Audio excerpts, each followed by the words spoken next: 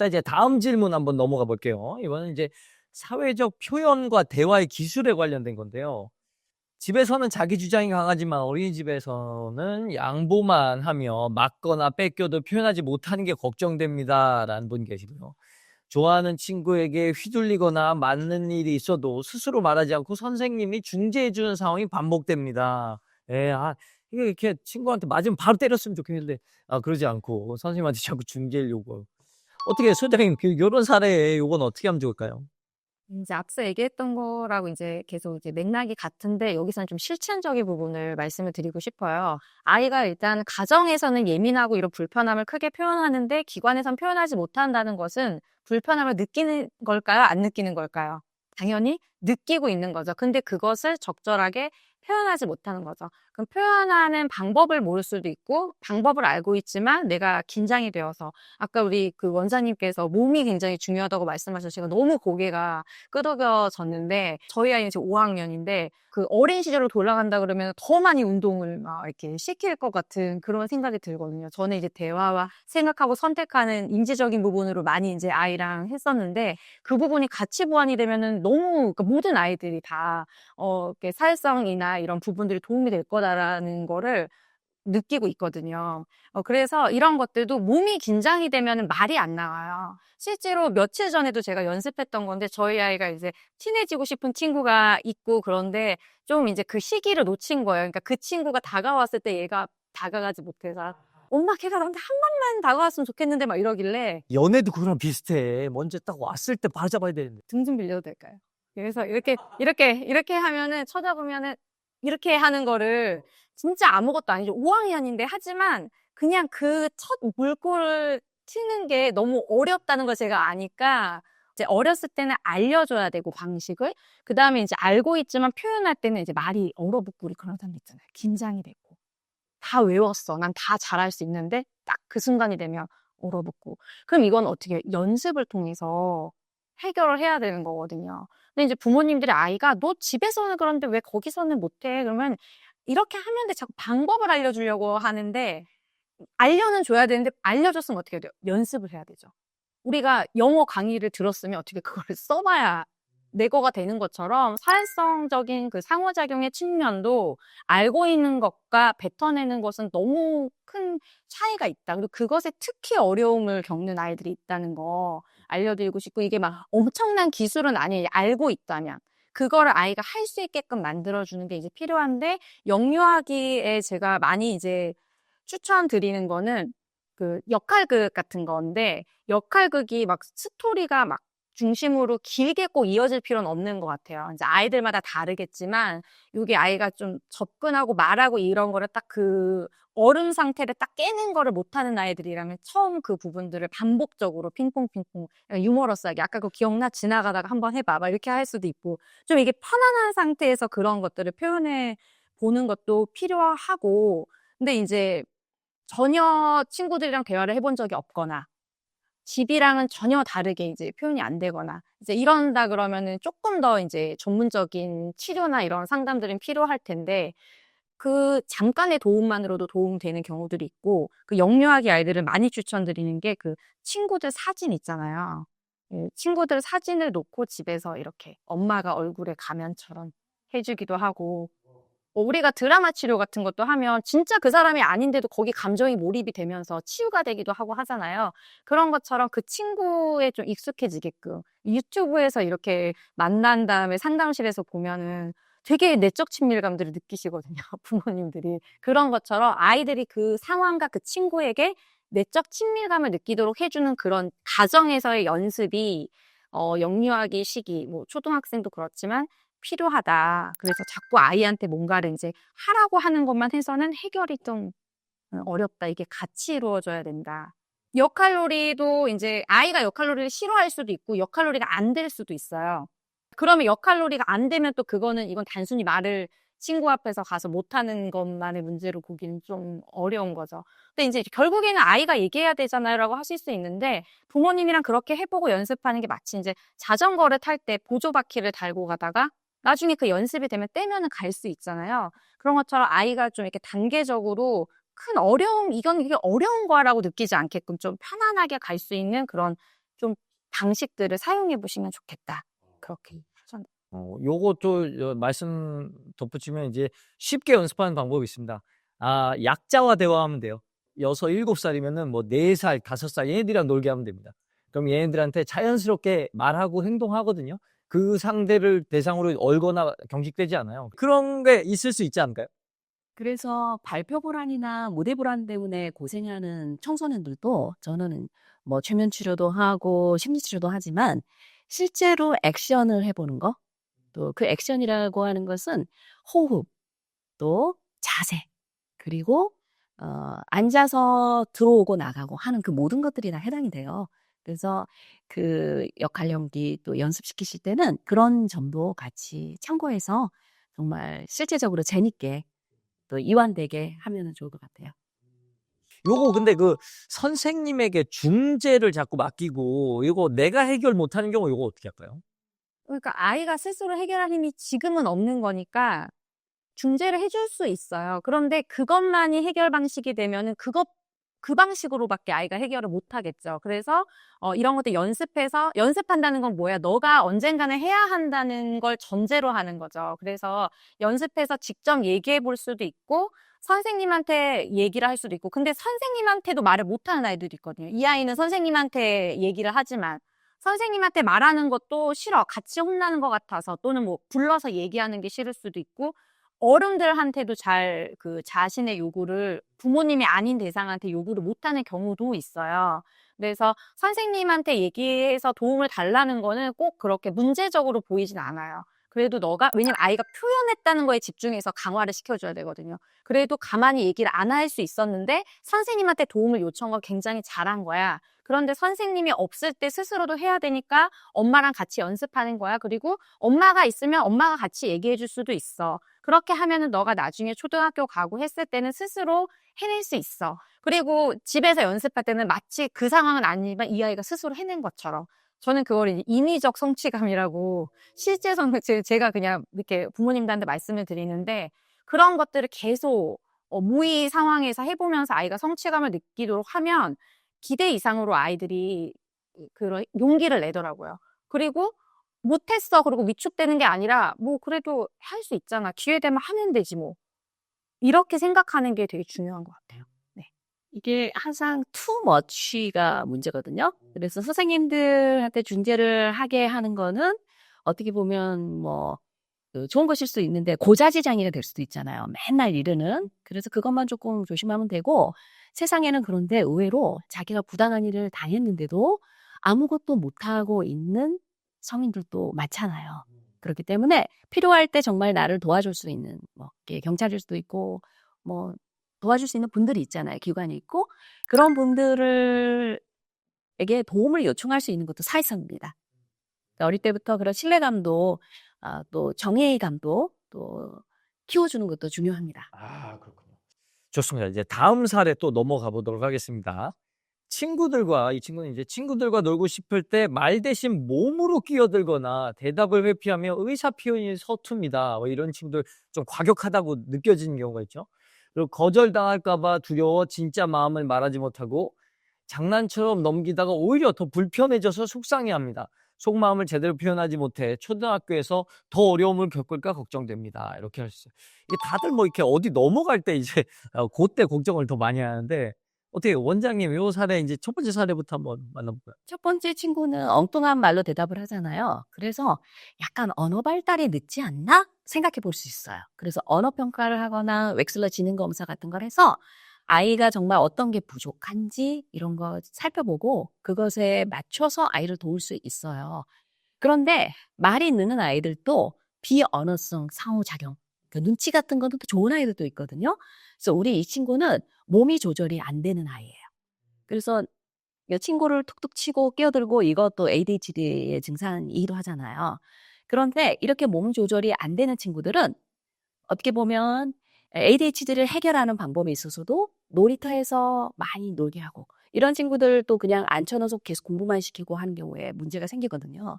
그 집안일도 좀 많이 시키고 이게 다 몸으로 하는 거잖아요. 그랬을 때 우리 아이가 몸으로 조절하는 게 점점 좋아질 가능성이 많다. 얘기하고 싶고요. 네. 엄마한테 말하고 싶지 않아 그랬거든요. 이런 경우는 엄마들이 이렇게 질문을 할 때 아이한테 정보를 얻을 수 없는 경우가 굉장히 많아요. 어떻게 보면 자꾸 문제를 얘기하고 엄마한테 칭얼거리는 친구도 있는 거에 비하면 말이 없는 건 어떤 의미에서는 일 수도 있어요. 일 수도 있어요. 어쨌든 말하고 싶지 않아 그럴 때는 단순한 질문이지만 엄마 질문이 이미 오염이 됐을 거예요. 엄마가 또 시작하는구나. 뭘 얻으려고 하는구나. 그래서 귀 닫고 말이 안 나와요. 그런 경우는 엄마가 좀 편안하게 뭐 오늘 애들이 제일 싫어하는 게 오늘 유치원에서 뭐 했어? 이런 거 많이 물어보시잖아요.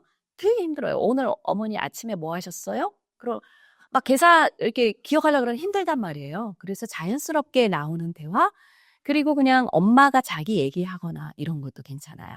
이렇게 대화 물고 트는 거 괜찮을 것 같아요. 거절당하는 것이 두려운 아이는 자기가 거절을 잘 하지도 못해요. 거절은 그냥 건강한 선긋기예요, 관계에서. 그냥 선긋기에 불과한데 이걸 다른 사람의 마음에 상처를 주는 칼이다. 이렇게 인식을 하는 애들은 거절이라는 카드를 잘 쓰지를 못한단 말이에요. 그 이유는 자기가 굉장히 자존심 상하게 거절을 당해본 상처가 있을 때 아이들은 그렇게 느낄 수도 있고 거절을 했을 때 그게 완전히 단절이라고 생각하면 굉장히 무섭잖아요. 그래서 거절을 못하는 경우가 있어요. 그리고 장난처럼 넘긴다. 이것도요, 아주 간단한 문장을 아이들하고 한번 연습을 해보세요. 나 머리 잡아당기면 불편해. 안 했으면 좋겠어. 또 좀 더 말을 다르냐면 미안하지만 친구야 안 했으면 좋겠어. 이 말은 거절이라고 볼 수도 있지만 선긋기가 굉장히 괜찮잖아요. 이런 말들을 엄마도 집에서 하시고 같이 연습해 보는 거 도움이 됩니다. 그런 왜 이런 톤 알려주는 거 굉장히 좋은 것 같아요. 하지 마! 이런 톤을 한 번씩 알려주면은, 단호하게 딱 끊어서 하는 거절법을 이제 훈련시키는 것도 괜찮을 것 같아요. 제가 우리 선생님이 굉장히 재밌게 진행을 잘 하시는데 또 전문가로 나오다 보니까 뭔가 또 한마디는 해줘야 되잖아요. 그게 하지 마! 단호한 거 무척 좋아요. 그런데 그 말에 정말 정답이 없이 그 미묘한 뉘앙스가 있어요. 어떤 애가 하지 마! 하고 흥분을 하잖아요. 그럼 한 애는 너무 재밌어요. 그럼 또 할 수밖에 없어요. 그래서 세게 반응하는 게 어쩔 때는 효과가 분명히 있을 수 있단 말이에요. 근데 어쩔 때는 그 센 게 또 부작용이 있을 수도 있어요. 그래서 어떻게 그 단호하면서도 차가우면서도 선을 잘 긋는 것인가. 이건 정말 저는 예술이라고 생각해요. 딱 정답이 이거야. 뭐 1점, 2점, 3점이 아니고 미묘하게 그 상황마다 달라요. 그래서 그걸 가장 연습을 잘할 수 있는 건 사실 가정이죠. 아이들하고 정말 부모님 스타일도 다르고 애기 스타일도 다르단 말이에요. 그러니까 정답이 딱 있어가지고 이렇게 오늘 해야지. 나는 굉장히 활달한 엄마인데 부드럽게 말을 하려고 하면 자기 몸에 안 맞는 옷을 입는 거하고 같아요. 그것도 한번 고려해 보셨으면 좋겠습니다. 훈육할 때도 그래서 목소리 톤도 부모님들이랑 같이 막 연습하기도 하거든요. 주도권을 못 잡네. 지금 제가 마이크를 든 거는 저희 아이랑 요즘에 하는 게 약간 이제 연령이 높아지면 뭐 하지마 거절하는 이런 것들이 아이들한테는 뭐야? 이렇게 더 오히려 우스워 보일 수 있는 그렇잖아요. 그럼 제가 잘하고 있는 것 같아요. 지금 낮춰 목소리를 더. 높일 필요가 없어.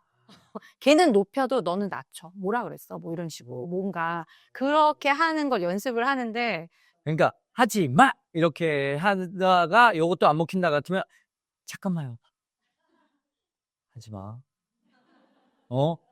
이렇게. 그거는 아마 하지마 이거는 한 연령이 어린 3살, 4살 정도한테는 그래도 좀 통하지 않을까? 네. 6살 딱쯤 되면 이제 잠깐만 너 여기 기둥 뒤로 잠깐 올래? 잠깐만 얘기 좀 하자 이렇게 해서. 그러면 이제 여전히 이제 사회적 표현과 대화의 기술에 관련된 또 사례 또 만나보도록 하겠습니다. 자, 이 친구는 이제 친구의 말을 오해하거나 대화가 자연스럽게 이어지지 않아 혼자 노는 걸 선호합니다. 이것도 짜네, 혼자 놀고 있는 거. 기관에서는 말수가 줄고 또래와 대화가 잘 이어지지 않으며 가정에서도 질문에 단답하거나 대답을 회피하는 경향이 있습니다. 자기중심적인 대화 방식 때문에 친구 관계가 깊어지지 못하고 소외될까 봐 걱정된다고. 네, 이렇게 뭐 두 종류가 이렇게 있는데 혼자 노는 거 괜찮아요? 이제 혼자 놀이를 아이가 선호하는 건지. 선호하는 건 괜찮은 거 아니에요? 상관없잖아요? 그런데 요거는 좀 이따가 또 우리 그 원장님께서 더 이런 부분을 얘기해 주실 좀 질문이라고 생각도 들거든요. 근데 여기에 나오는 모든 그런 내용들이 어떤 이렇게 좀 어려움을 도와줘야 하는 뭐 자폐 스펙트럼의 아이들의, 근데 저는 이제 진단 기준이나 이런 것들에 대한 거는 저의 분야가 아니니까 조심스럽지만 그런 이제 특성들이 많이 보인다고 생각이 들어요. 그래서 아이가 뭐 이제 저는 이제 발달적으로 도움드릴 수 있는 부분들을 말씀을 드리면, 그 혼자 놀이를 하는 거는 뭐 괜찮죠. 혼자 놀 수 있죠. 그런데 이제 이 아이가 사회적인 관심이 없다면 그걸 관심을 두게끔 도와줘야 되는 거죠. 친구에 대한 관심이 없으면 친구에 대한 관심을 가지게끔 도와줘야 되는 거고, 이제 아이들마다 그 발달 상황에 맞게끔 이제 자극을 줘야 되는데, 여기 질문을 봤을 때는 아이가 표현 언어나 수용 언어는 괜찮은 것 같아요. 근데 이제 많은 부모님들 중에서 말이 빨랐고 그다음에 집에서는 소통이 잘 되기 때문에 언어적인 어려움이 없다고 생각하다가, 이 아이가 이제 또래 관계에서의 그 상호작용들이 있을 때 그전에는 그냥 혼자 노는 거 좋아하나 보다, 어리니까 좀 얘는 예민해 이렇게 생각하다가, 얘가 이제 또래의 관심이 조금씩 발달이 올라가서 좋아지게 되면서 소통을 할 때 대화가 잘 안 된다는 거를 느끼는 경우들이 많습니다. 그리고 이제 부모님들이랑 대화를 할 때는 성인은 아이 눈높이에 맞춰서 대화를 해주잖아요. 그렇기 때문에 큰 어려움이 없는 거예요. 그리고 매번 반복되잖아요. 집에서 일어나는 일들이. 그쵸? 그러니까 모르는데 또래랑 이제 대화를 해보면 그런 어려움들이 보이는 거죠. 그리고 보면 이제 단답형으로 대화가 된다는 거. 뭐 이건 두 가지가 있을 것 같아요. 그런 그 화용 언어라고 하는데, 이제 그런 그 상황에 맞게끔 대화를 해나가는 언어적인 능력이 부족할 수도 있고, 또 더불어서 친구들이랑 상호작용 해본 경험 자체가 적으니까 그 아이가 경험하면서 늘어났어야 할 그런 환경적인 요소에서 늘었어야 할 발달적인 부분이 좀 이제 늦게 되는 거죠. 부모님이랑 소통은 되는데 친구들이랑 안 되고. 그래서 이제 이런 경우에는 아이가 어떤 부분에 어려움이 있는지를 좀 잘 알아서 거기에 맞는 도움을 줘야 될 것 같아요. 그리고 이제 또래 관계에서 대화하는 것만 이제 놓고 본다 그러면, 이 아이 같은 경우는 1대1로 좀 성향이 맞는 친구들이랑 만나서 꼭 대화의 언어적인 소통이 아니더라도 비언어적으로라도 아이가 친구랑 있는 게 좀 뭔가 재밌네?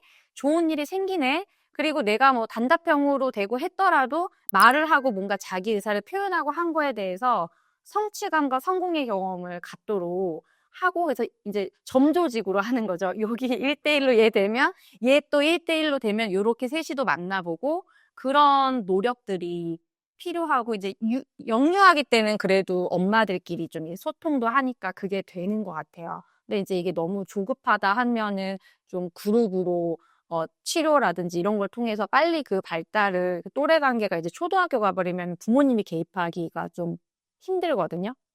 그리고 이제 그들도 그들의 발달에 맞게끔 아이들을 만나고 싶어 하는 그런 좀 분위기가 되니까 좀 걱정이 된다 그러면은 뭐 치료를 받아서 이렇게 하는 것도 저는 너무 좋을 것 같아요. 네. 이 부분은 또 우리 원장님께 저도 한번 궁금한 부분. 엄마, 아빠 역할이 되게 중요하잖아요. 그런데 부모님은 언어치료사가 될 수 없고 심리치료사가 될 수 없어요. 만약에 그 역할을 아이한테 하려고 집에서 하면 정말 엄마하고만 있을 수 있는 자연스럽고 따뜻한 그런 관계가 어색해질 수도 있단 말이에요. 그래서 저는 필요한 경우는 그런 서비스를 이용을 하도록 하고, 부모님은 또 이런 강의를 통해서 또 선생님들과 만나면서 여러 가지 육아 팁을 들어서 엄마로서 할 수 있는 것들을 아이하고 해주시라, 이런 조언도 드리고 싶습니다. 그렇습니다. 엄마는 엄마 역할, 그리고 서울시 육아종합지원센터에서 도움도 받으시고, 그리고 선생님들 도움도 받으시고, 이렇게 필요한 거를 적절하게 취하시라, 이런 얘기 들었습니다. 여기 보면은, 여기 이제 기관에 가면 말수 적어지고, 집에 오면 단답형으로 해서 대화가 잘 안 된다는데, 이거 뭐 대화를 좀 끌어내고 싶은가 봐요. 이런 거를 연습의 측면에서 봤을 때는 이렇게 말했을 때 어떻게 대답하면 되는지를 그 대본처럼 아이들이 연습해 보면 좋겠죠. 근데 지금 말씀하신 것처럼 근데 그게 아이랑 소통이 잘 되고 부모님이 이거를 잘 끌어갈 수 있으면 너무 좋은 놀이가 되는데, 이런 방법이 좋대라고 해서 평상시에 훈육도 잘 안 되고 일상생활이 잘 안 되고 그런 애정성이나 이런 부분들이 도움이 필요한데 이것부터 하려고 하면은 거꾸로 가는 거잖아요. 그러니까 좀 어려울 수 있죠. 근데 이제 그런 대본들을 상황에 맞는 대본들이 있어서 같이 그런 거를 대화들을 해보는 거는 연습이 되고 이제 요런 특성을 가지고 있는 경우에도 아이들마다 어떤 아이들은 되게 잘 외우는 애들도 있어요. 그런 이렇게 청각적으로 민감하고 그래서 그러면 예를 들어 외국어 같은 경우도 배우는 방식이 다양한데 어떤 경우는 통으로 다 외워라 이런 경우도 있잖아요. 그렇게 해서 어쨌든 그 상황에 써먹으면서 더 높은 수준으로 갈 수 있을지 없을지는 그 이후의 문제지만 어쨌든 내가 성공의 경험을 하잖아요. 그래서 그런 것도 그 자주 발생하는 상황에 있어서 우리가 여행 갈 때 뭐 마트에서 뭐 그다음에 뭐 공항에서 이런 식으로 하듯이 간단한 대화들을 해보면서 연습하는 것도 좋다. 근데 단 부모님이 일단 그런 게 편안하게 아이랑 되는지 안 된다면 그거는 전문적인 도움을 받고 아이랑의 관계를 먼저 만드는 거. 너무 예, 그런 저도 같은 말씀을 좀 드리고 싶어요. 혹시 뭐 요 관련돼서 이제 대화 요런 거에 대해서 뭐 질문이 있으신 분 있으실까요? 오늘 워낙 명쾌한 얘기들 많이 해 주셔서 뭐 오늘 뭐 다 해결되셨어요. 이제 앞으로 여기 안 오시겠네요. 예. 예. 우리 포럼에 앞으로도 계속 와 주셔서 서울 양일 포럼 계속 가야 되는데 너무 해결이 잘 돼 가지고요. 자, 좋습니다.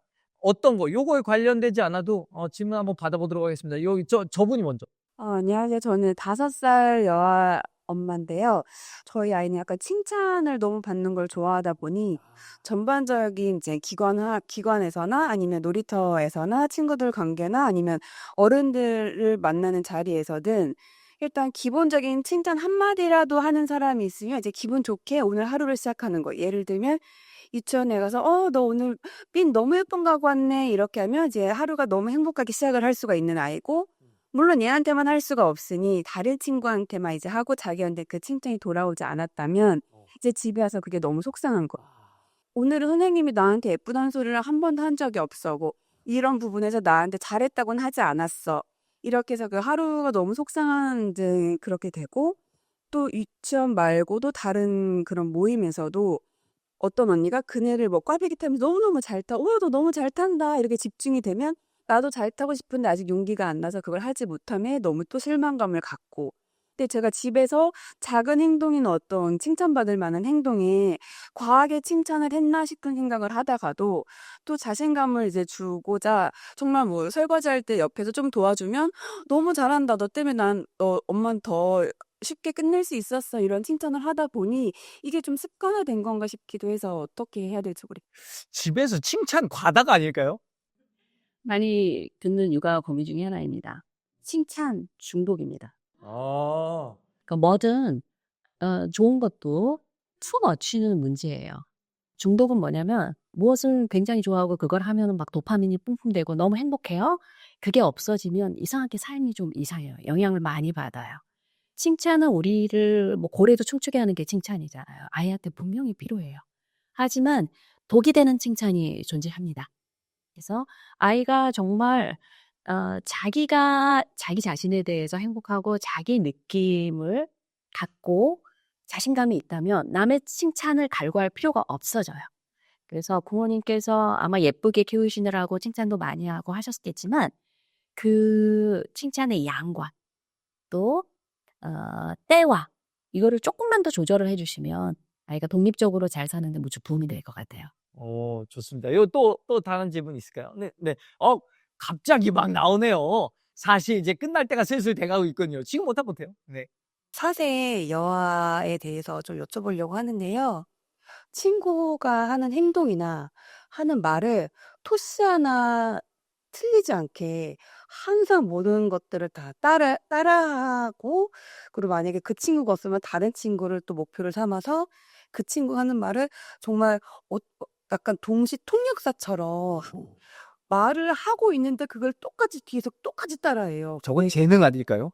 그래서 저희도 이제 재능이라고 볼 정도로 참 신기하다. 어떻게 저걸 똑같이 토시 하나 다르지 않게 똑같이 행동하고 근데 그런 부분들이 도대체 어떤 부분들 때문에 저렇게 친구나 또 대상이 또 한 사람만이 아니고 이 친구가 없으면 저 친구가 또 다른 친구 이렇게 또 목표가 달라지거든요. 그래서 꼭 그 친구만 좋아해서 하는 행동이 아닌데 놀리는 개념이 아니죠.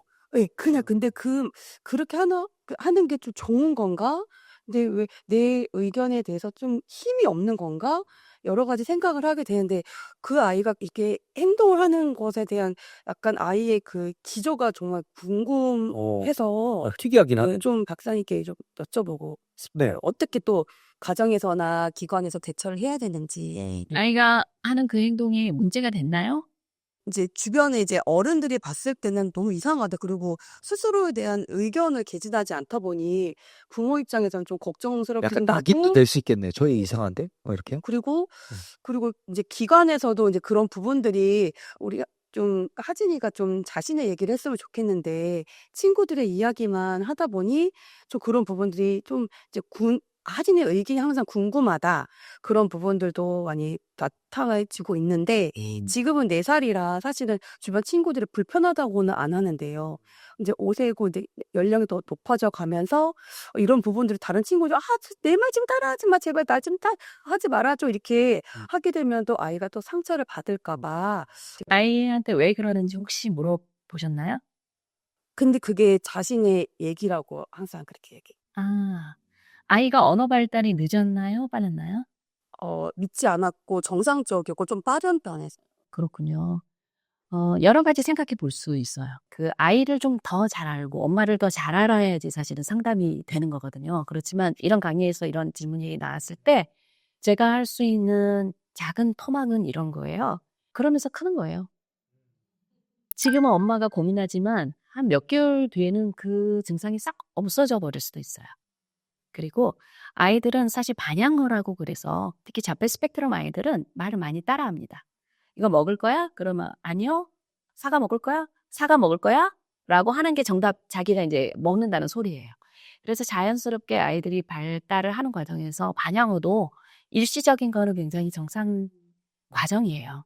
그래서 제가 느낀 거는 궁금하죠, 어머니. 되게 궁금해요. 근데 아이도 뭐라고 얘기는 못하고 말이 늦는 아이도 아니에요. 그래서 알 수 없는 그 부분을 존중하고 한번 기다려보세요. 너무 이걸 문제점으로 볼 필요는 아직은 없을 것 같아요. 또 다른 아이들이 불편해하지 않는다고 하니까. 그리고 아까 우리 선생님이 재능이네요 했잖아요. 바로 그런 관점이 굉장히 좋은 관점이에요. 뭐든지 이거 문제다 문제 얘는 무슨 병일까 이렇게 하기보다 저렇게 동시통역을 하네 이렇게 볼 수 있으니까. 진짜 원장님은 여러 사람 살려요. 또 있습니까? 이제 저희가 애를 키우다 보면은 자기가 얘기하는 거 막 집중하는 거 좋아하긴 하는데 이 문제되는 상황을 저희가 문제를 딱 지적해요. 그래서 얘기를 하고자 하면 회피해요. 그래서 이거를 문제를 어릴 때 이제 문제가 생겼을 때 좀 바로 또 잡아두고 싶은데 그 문제를 회피해버리고 다른 얘기를 막 하니까 이거 간접을 다시 어떻게 다시 치는 아이 같은데요? 아니 그건 아닌 것 같아요. 그래서 그게 문제가 점점 클수록 이게 회피한다고 모든 걸 다 해결할 수 있는 게 아니잖아요. 그렇죠. 네, 이게 문제 어렸을 때부터 조금이라도 좀 우리가 방향을 제시시키는데 안 들으려고 하고 딸은 엉뚱한 얘기니까 재치 있는데. 몇 살이죠? 아, 5살이나. 어떻게 굉장히 좋은 아이일 것 같은데요. 네. 이 부분 어떻게 생각하십니까? 떠오르는 걸 한번 얘기해 보세요. 어떤 상황에서 얘기하려고 했는데 회피하는지. 저희가 이제 아까도 얘기 나왔던 얘기인데 어른들이 서로 이제 저희 부모님이 같이 도와주시거든요. 이제 서로 어른들끼리 얘기를 하는 상황에서 자기한테 집중을 안 해주니까 말을 자꾸 끊어요. 그래서 자기한테 집중 원하는 건 알지만 지금 어른들이 중요한 얘기를 하고 있으면 조금만 기다려줘 라고 했는데도 똑같은 상황을 반복하니까 잠깐 멈추고 상을 얘기해주면 자기가 듣기 싫은 얘기를 하니까 해피하고 다른 얘기를 표현해. 다른 얘기를 하면서도 계속 관심을 가져가는 거네요. 예, 그럼 이제 아이가 관심을 집중시키고 싶은 욕구가 있는 것도 맞는데, 이렇게 너무, 우리 애는 뭐가 마음에 안 들 때 울어. 관심을 집중시키고 싶어. 이렇게 그 상황을 너무 큰 개념으로 생각을 하면은 어떻게 이거를 해나가야 될지가 어렵거든요. 그래서 상황을 구체적으로 보시면 좋은데, 예를 들어서 조부모님이랑 얘기를 할 때 아이가 그날 그때 얘기하는 게 있을 거예요. 나 관심 받고 싶어 이렇게 얘기 안 하잖아요. 엄마 있잖아. 지금 저기에 뭐 뽀로로가 뭐 어쩌고저쩌고 이렇게 얘기하면서 그러면 그거를 일단 이제 들어줘야 되거든요. 그거를 일단 연습은 필요하니까. 뽀로로 얘기하고 싶어? 이렇게 한 다음에 알았어. 이쪽으로 와봐 했을 때 얘가 지시에 따라야 돼요. 만약에 욕구를 읽어주고 지시를 했는데도 지시에 따르지 않는다 그러면 지금 이거는 되게 어려운 거거든요. 막 조부모님도 껴있고 얘가 기다려야 되고 해줄 수 없는 상황이잖아요. 모든 거는 해줄 수 있을 때 연습하는 거라서 좀 되게 길어질 수 있는데 요약해서 말씀드리면 그래서 이런 게 돼야 되고 만약에 된다 그러면 엄마는 지금 뽀로로 얘기를 엄청 자세하게 들어주고 싶거든? 근데 지금은 할머니랑 얘기를 나누느냐 들으면 제대로 못 들을 것 같아. 그래서 저는 이제 극과 극 질문이라고 하는데 어릴수록 엄마가 자세히 들어줬으면 좋겠어. 대충 들었으면 좋겠어? 엄마는 자세히 들어주고 싶어. 근데 지금은 자세히 못 들어줘. 근데 이런 얘기를 하는데 이걸 언제 얘기하냐면 얘가 내 지시에 따랐을 때에 같이 전달해야 되는데 많은 부모님들이 울고 있을 때 얘기를 하거나 울고 있을 때 못 들어줘를 계속 얘기하거나 이제 이런 것들이 있거든요. 그래서 그런 부분을 그 순간을 말씀드리고 싶고 더 중요한 거는 기다릴 줄 아는 아이야라는 아이가 스스로 자기에 대한 생각의 틀을 가져야 돼요. 근데 계속 그 상황에서 지금 통제를 받았기 때문에 아이는 할머니랑 얘기만 시작하면 더 그걸 확인하고 싶기도 하고 그래서 더 와서 말을 시키고 어느 날은 또 열심히 들어주니까 얘 입장에서는 이게 어떻게 해야 될지 혼란스럽기도 하고 들어주면 마치 아까 공감의 기복값을 높이는 것처럼 들어주면 좋아하는 거고 안 들어주면은 나를 싫어하는 거고 이런 식으로 이분법적으로 생각할 수 있거든요. 그래서 그런 행동이 없을 때 엄마 아빠는 항상 너의 이야기를 잘 듣고 싶다. 그런데 할머니랑 얘기하면서 너랑 어디를 놀러 갈지도 얘기해야 되고 어떤 음식을 해주면은 우리 딸이 좋아할까? 뭐 이런 것도 할머니랑 꼭 해야 될 얘기가 있어요. 좀 약간 아이들이 자기중심적이니까 그렇게 얘기를 하면서 그럴 때는 기다려줘야 돼. 이런 거를 그 순간에 얘기하는 게 아니라 그런 일이 나타나지 않았을 때 얘기를 해주고 조금이라도 기다려줬을 때 30분 기다릴 수 없잖아요. 이따가 얘기할 일 있으면 잠깐 기다려줘. 1분 기다렸어요. 기다려준 거야? 기다렸더니 오늘 저녁 메뉴가 너가 좋아하는 걸 결정됐어. 약간 이런 느낌의, 그러니까 뭔가 성공의 경험이 있어야 되는데 봤을 때는 지금 계속 같은 상황에서 통제받고 너 기다리지 못하니까 너 지금 못하고 있어. 이게 지금 너무 강한 것 같아요. 그래서 그 관점을 좀 바꿔보시면 좋을 것 같습니다. 뭔가를 내가 고쳐야 된다고 생각하고 얘기를 했는데 얘 안 먹혀. 딴짓하고 막 이래. 얘 입장에서는 저거 들어봐야 나한테 혜택이 없는데라고 생각하는 경우도 있을 수 있다는 거죠. 이제 육아나 부부관계 모든 게 사실 저는 인간관계 모든 게 장사라고 생각하거든요.